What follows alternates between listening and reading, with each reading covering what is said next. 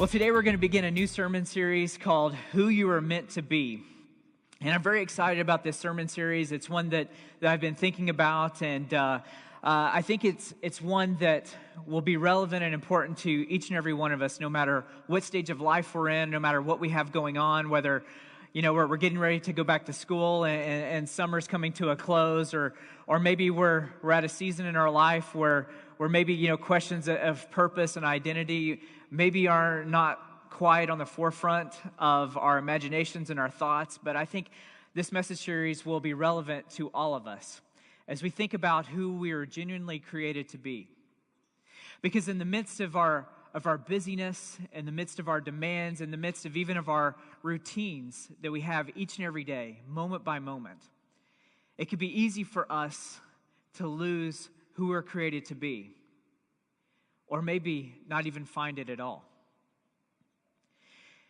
And as I was thinking about that, and I was thinking about, how do we actually discover who we are? And I mean, if we go to any kind of bookstore, we can find books on purpose. If we listen to any podcast, we can find a podcast topic on purpose and identity and what all of this means. And how do we as a church really help people to discover not only what their identity is and maybe how to live intentionally, but really how to live intentionally for God and to discover who God has created each and every one of us to be. And not only that, but who we were meant to be. I kept coming back to something that may be quite familiar to some of us, and that is our membership vows. Because once you come and you decide you want to be a member of a Methodist church, then oftentimes people even ask, okay, what does it take to become a member? And I would say, really, it's really simple. We have these membership vows, and they are very simple, but yet there's something deeply profound about them. And that is that when somebody comes, we ask them to remember their baptismal vows, to remember that when you are baptized, that we say, will you renounce the spiritual forces of wickedness? Will you stand against injustice with all of your might and who you are? And the answer is, I will. In other words, not do I do like I do in this present moment, but I will throughout my life, that this is what my life is to be about. And then we ask, will you continue to follow Jesus Christ? Will you grow in His teaching? Will He be your Lord? Will He be your Savior? And the answer is, I will, that I will continue to follow Jesus. And then we ask this question, and this is the one that I want to focus on over the next couple weeks, is we say, will you support the church and be part of the ministries through participation in prayers, presence, gifts, service, and witness? And this is what I love, is that as we're saying, not just something that you believe and not just something that you assent to or not just something you think is a good idea, but something that you'll actually participate in, something that you'll practice, something that you will allow to form yourself and will actually form us as a community. As we begin to live out a life of prayer, a life of presence, a life of being a gift and using our gift, a life of serving other people, a life of giving witness and speaking to all that we've experienced in Jesus Christ. That not only will it form our lives and help us to discover who we're meant to be, but it form our lives as a community, because a part of those vows is that we say it back to each other as a community. Then when a person comes and makes a promise that this is what they're going to participate in and this is who they want to be, the community, the church, makes a promise back. We will support you in doing this. We will join with you in doing this. We will help you to do this. In other words, we will help you become who you're meant to be. This is not just something we do on our own, but it's something that we do together and we discover together as God works in our midst. And I'm very excited over the next couple weeks as we explore this a little deeper. So today I want to begin by talking about that first promise that we make, that will participate and have a life of prayer. And prayer is really going to be the thread that runs throughout this sermon series, because as John Wesley, the founder of Methodism, says, that God does nothing except through believing prayer. That John Wesley believed in prayer so much that he says God does nothing except in response to believing prayer. That's how powerful our prayers are. And so today I want to look at the prayer life of Jesus in Luke chapter 5. And so if you have a copy of the scriptures or if you want to look on the screen, I'll be reading from the New International Version. But in Luke chapter 5, starting in verse 12, it says this: While Jesus was in one of the towns, a man came along who was covered with leprosy. And when he saw Jesus, he fell with his face to the ground and begged him, "Lord, if you're willing, can you make me clean?" And Jesus reached out his hand and he touched the man and he says, "I am willing. Be clean." And immediately the leprosy left him. Then Jesus ordered him, "Don't tell anyone, but go and show yourselves to the priests and offer the sacrifices that Moses commanded for your cleansing as a testimony to them." Yet the news about him spread all the more, so that the crowds of people came to hear him and to be healed of their sickness. But Jesus would often withdraw to the lonely places and prayed. So as Jesus is beginning his ministry, it tells us in Luke chapter 4 that Jesus began his ministry by being baptized. And after he's baptized, that he went out into the wilderness for a time of prayer and of fasting. And during this time, during this 40 days, he was tempted. The first temptation was for bread. Jesus was hungry. He'd been fasting, and the temptation was for bread. And the second temptation that came to him was that he was shown all the kingdoms of the earth. And the temptation is that all of these kingdoms, if only Jesus would bow down, that they would worship him. The third temptation was Jesus was taken to the top of the temple and told to throw himself down and that the angels of heaven would come to protect him. But Jesus resisted all of these temptations by understanding how God was shaping him. But I believe that as Jesus was tempted in this way by the devil, that these were the very temptations that Jesus was going to face as he began his ministry. Temptation to self-sufficiency, to take care of things for himself. Things as basic as food, as water, as the needs that he has. The second temptation was to fame, to popularity, to increase his renown in such a way that everyone would just worship him. And the third temptation was to power and authority. Use your power however you wish. Use your authority however you wish. But what's so amazing about these temptations is that they're the same temptations that you and I face every day. To some degree or another, we face these temptations to take care of things of ourselves, to control situations, to increase our fame, authority, to receive more recognition.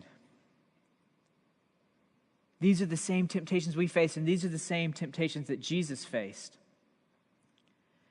And so as he begins his ministry, he comes to a place, and Luke tells us this, that Jesus has been healing, he's been teaching, and he's been casting out demons, that Jesus has power over all aspects of life. And he's using it to help other people. But then he comes to this place, and Luke describes it in this way, that it was just, that Jesus just came to this town. Almost, it has no name, it's really not even important. It's almost like it was a common occurrence for Jesus, that Jesus just came to this place. And when he did, this man came to him who had leprosy. And leprosy was different than, say, blindness or some of the other things that Jesus had healed, because leprosy carried with it a social stigma. You couldn't hide leprosy. And in fact, those who had leprosy, they had to leave their home, they had to leave their family, and they could live with other people that had leprosy, this kind of skin disease. But if they were to go out in public, they had to call out to everyone. If you can imagine the shame. They had to call out to anyone so that if people were around, they could actually move. They didn't want to bump into them and catch this disease. It carried with it social stigma. as well as the physical ailment. And as this person comes to Jesus, this person doesn't ask if Jesus has the power to heal. This person just says to Jesus, if you are willing. In other words, this person comes with faith and with trust. And Jesus responds back to them, I am willing, be clean. And Jesus reaches out and does what no one else would do and touches this man. And he becomes clean and he's healed. But then Jesus does something that I think is rather odd. Jesus tells him just to go to the temple. Don't tell anyone what has happened. Just go and offer the sacrifices that Moses commanded. Give thanks to God. And essentially be on your way. Don't tell anyone. And I always found this really curious because if Jesus wanted to get the word out, I mean, this is something that we'd want to share with other people, right? I mean, it seems like if Jesus is around, that Jesus wanted to say, hey, go tell everyone that I'm here. Go tell them where to find me. Go tell them who it was that healed you. But I think the reason is this, is that Jesus was showing that God is more concerned with love and grace than God is concerned with glory. That the central aspect of God's character is love and grace, that our God is a loving God who gives gifts, who wants to lavish love upon us, rather than just wanting glory from us all the time. That God's movement towards us is love and grace, and our response is thankfulness and gratitude and worship. So as this man goes, he can't help but talk about what happened. So without, YouTube or Instagram or Snapchat, the word spreads and crowds continue to come and they find Jesus anyway. And it tells them they come and they want to hear his teaching and they want to be healed. So in many ways, Jesus is a success. Because Jesus has begun his ministry, the crowds are coming, they want to hear his teaching, they want to hear about God, they want to hear what Jesus has to say about God, and they want to be healed by Jesus. So day in, day out, Jesus is ministering to these people. Jesus is a success. Jesus is busier than he's ever been. And so what does he do in response? Luke tells us in verse 16, to kind of summarize how Jesus responds to this growing ministry, that Jesus would go to the lonely places and he would pray. In other words, with each day, as often as he could, as busy as he was becoming, Jesus was praying.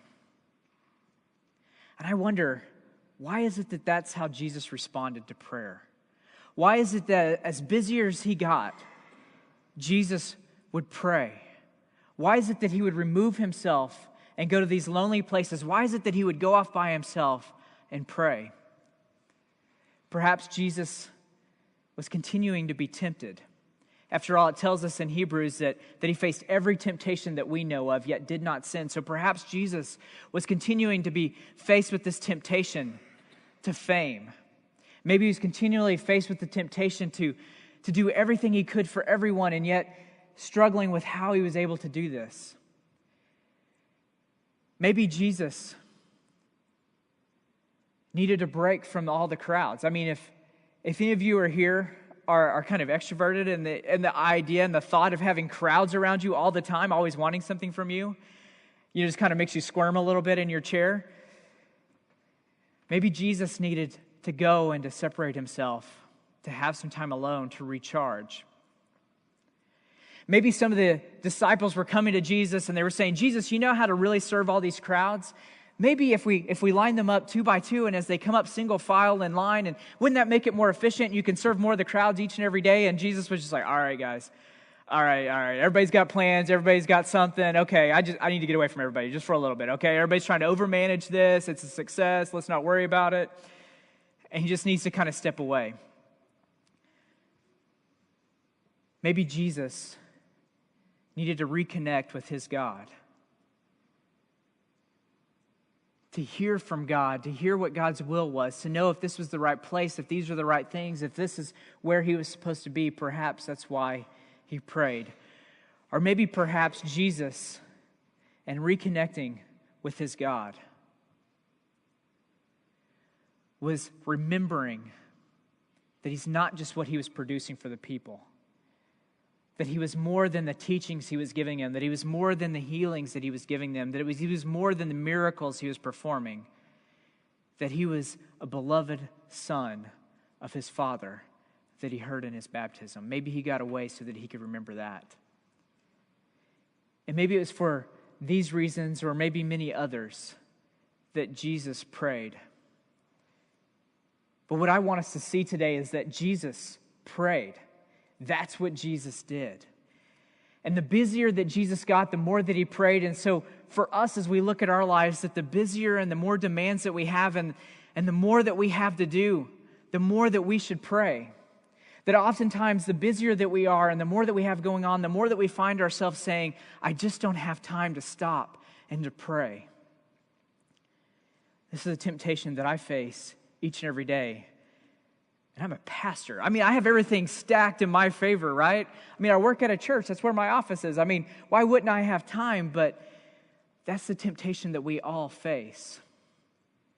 That the busier we are, it seems like the less time we have. But really, those are the occasions and the reasons and the response as to why we should pray and to make time for prayer.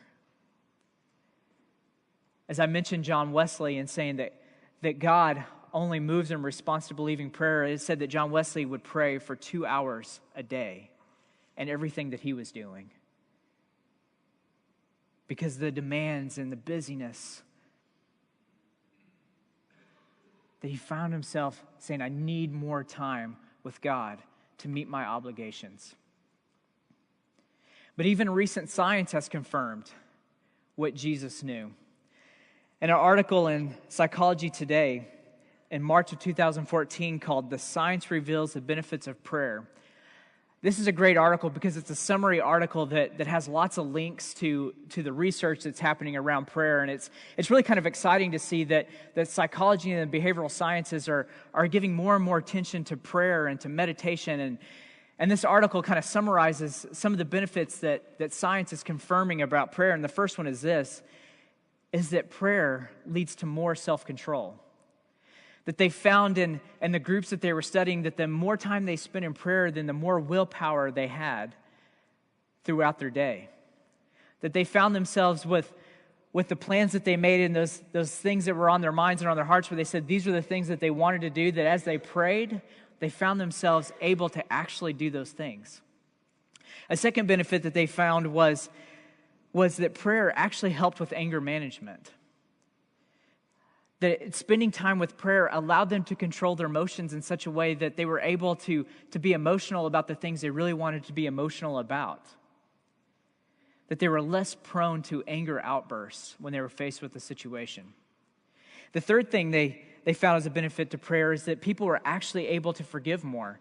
That as they prayed for their loved ones and for their friends and they prayed for forgiveness, that they were able to actually extend forgiveness to those that they loved and had harmed them. A fourth benefit they found of prayer is that prayer actually increased romance with a significant other. That as couples prayed together, that they found an increased level of trust and of intimacy. So if you're here today and you're wanting to take your relationship to the next level, or maybe you're wanting to reconnect with that special someone, perhaps praying together is what you should do. Am I preaching now? Another aspect of prayer that they found was a reduction of stress. That as people prayed, that they actually found that prayer not only had a psychological effect, but it had a physiological effect. And that it reduced those effects of stress. So those effects of stress on our bodies that they're finding, that prayer actually even reduced those. So just 5 of the reasons as to why science is saying that we should pray. But one of the things they didn't find as a correlation to increased wellness or well-being was prayers of supplication. in which those who participated in the study, when they were actually giving those prayers and praying for things, praying that God would provide for them, that they actually found no increase of well-being. And based on their study, they said, well, perhaps it was because those prayers were so self-focused instead of God-focused, that there was no increase in well-being, which I think is interesting. That the subject of prayer should be God. Now, the study went on to say that this does not prove that God exists, but only that prayer is beneficial. So today, if you're here and you're not sure that you believe any of this, and maybe you came with a person because they promised you lunch afterwards, and you're not really sure if you believe any of this at all, you can still benefit by praying.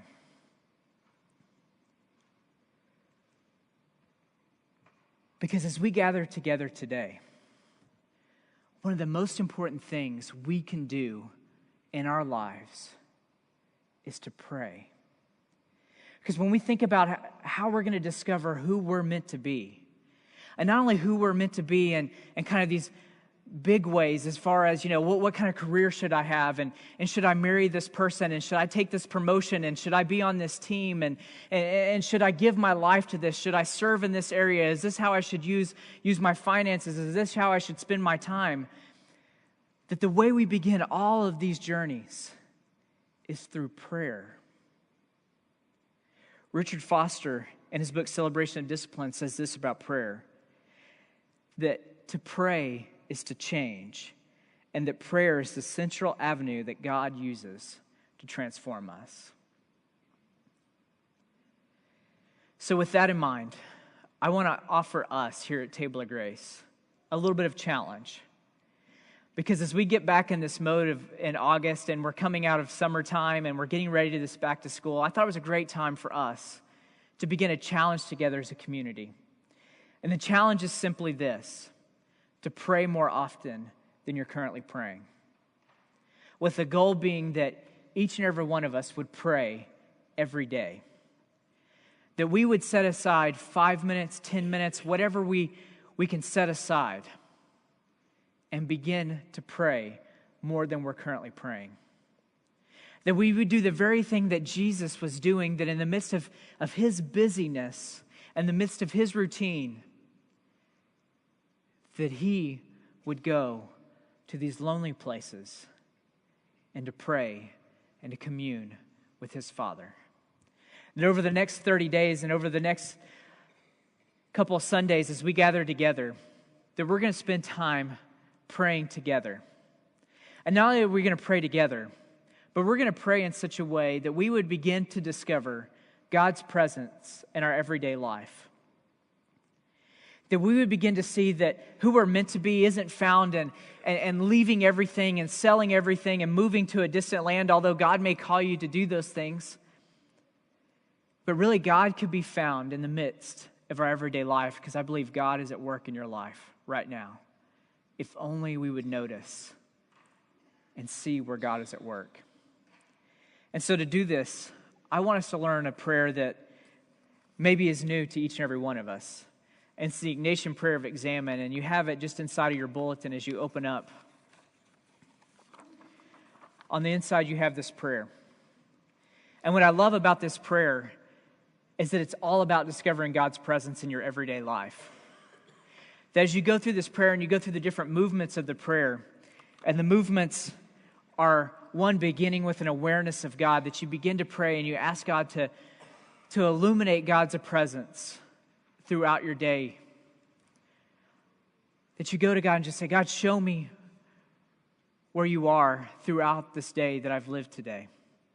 Throughout each and every moment that I've passed through, God, where were you at work? And then you go through a place of gratitude and you give God thanks for everything that had happened, that everything is a gift. And you begin to thank God for those moments, for those people, for those conversations. Then you move to a place where you review your day. What is it that happened? What is it that you said? What are those experiences that you had? And begin to pay attention as to why those things are coming to mind. Then you move to a place where you begin to recognize and own up to your shortcomings. Those places, places where you fell short, those mistakes, those sins, and you hear God's forgiveness and God's grace in the midst of those.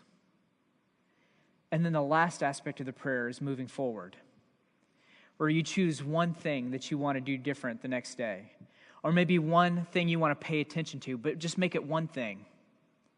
One thing you want to pay attention to see God's presence. And then you move forward to the next day. And as we begin and we journey through this prayer, I believe that we'll begin to see God at work in our lives in places we had never seen before. And so to do this, I've invited a special guest to help us do this over the course of the next 30 days, that we would actually practice this prayer as we gather together on Sundays. Because prayer can be challenging. Prayer can bring a lot of questions. Prayer can bring a lot of frustrations.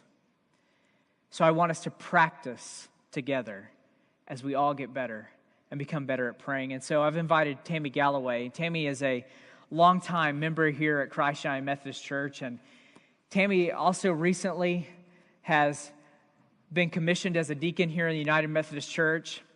And she's also a spiritual director, which means that she meets with people one-on-one and helps them in their spiritual life. She walks with them and teaches them spiritual disciplines, teaches them to become more attentive to God in their lives, helps them to grow in their spiritual life. So I've invited her as our expert. Is it okay if I call you an expert in Ignatian prayer and in prayer? To help guide us through our prayer times together.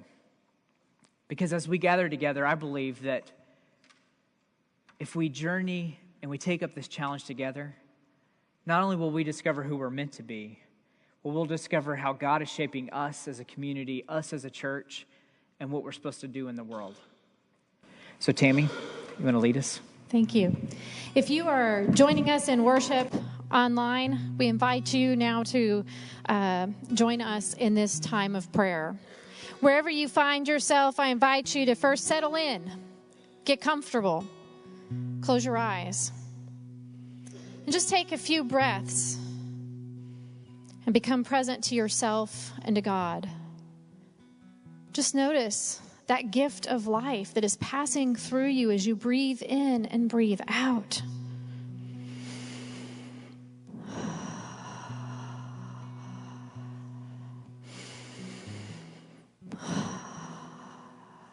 And as your breaths deepen and slow, notice yourself coming to rest in the center of your being, where Christ resides in you and with you. Pray with me. Most gracious and holy God, you who are in all things and who are making all things new, be with us now. Pour out your Spirit upon us so that we may know you more intimately, love you more passionately, and follow you more faithfully. Give us the light of Christ to see as Christ sees, and to know ourselves held in your light and your love. I invite you now to just think back through the past 24 hours, beginning with yesterday morning when you got out of bed, and give thanks for those moments of grace, those moments where you experience God's presence and action in your life. Give thanks for an opportunity to pause and turn towards God for food on your table, for your family, for your friends. And notice all those moments where someone loved you or where you were loving and compassionate and kind towards others. You may even give thanks for the simple joy of another day of life, a phone call with a good friend. And ask Christ to reveal to you, to shine light on those moments where he was present with you, loving you and loving through you. And as you play through that day, hour by hour, event by event, begin to think about all your thoughts, your feelings. Notice your interactions with others and how you responded to them. And maybe you begin to notice and become aware of those little moments of impatience or ingratitude. Or maybe you forgot to pray. Or maybe you were angry at a family member or a friend or a coworker. Or maybe you just weren't quite the person you wish you would have been yesterday. And take this time now to confess to Christ, Lord, I'm sorry.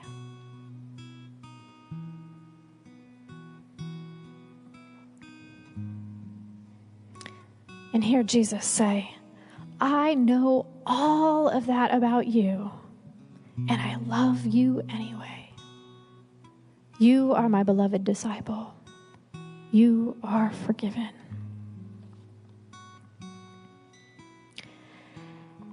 And then look forward. Think about the day ahead and the week ahead. And I want you to pick one thing that you want to do differently. One way that Christ is inviting you to live more Christ-like in the world. Maybe it's to be just more aware of the other people that cross your path. Maybe it's to stop the busyness and to remember to pray. Maybe it's to be a little more loving or patient with your children. And I want you to ask God for that grace. Ask for the grace of presence, for the grace of compassion, of generosity. And imagine the outcome. Fast forward it. How will your life be different? And how will the lives of those around you be changed if God answers that prayer?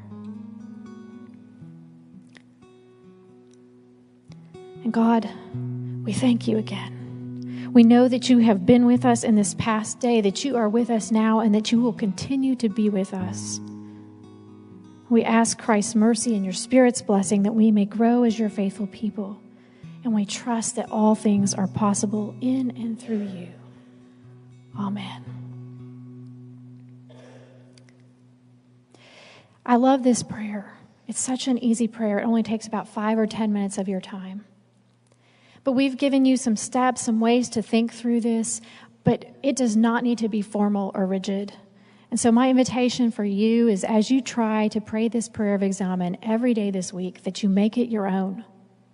For me, I like to pray it at bedtime because it helps me review my day, to reconcile my shortcomings and put the day to bed so that I can go to sleep and sleep well. But maybe you're a morning person and you can begin your day with this prayer and set your intention and your focus on God before you begin your day and set off. So you set off with the right focus and the right attitude. Maybe if you've got kids, you invite them to pray this prayer together at the dinner table or at bedtime and review your day together.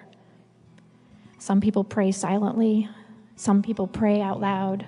Some people write their prayers, and children may want to draw their prayers. Whatever way you pray, God is there, and I invite you to find God in the midst of your prayers this week. I hope that you feel now ready to come to this place of communion where Christ our Lord receives us at the table.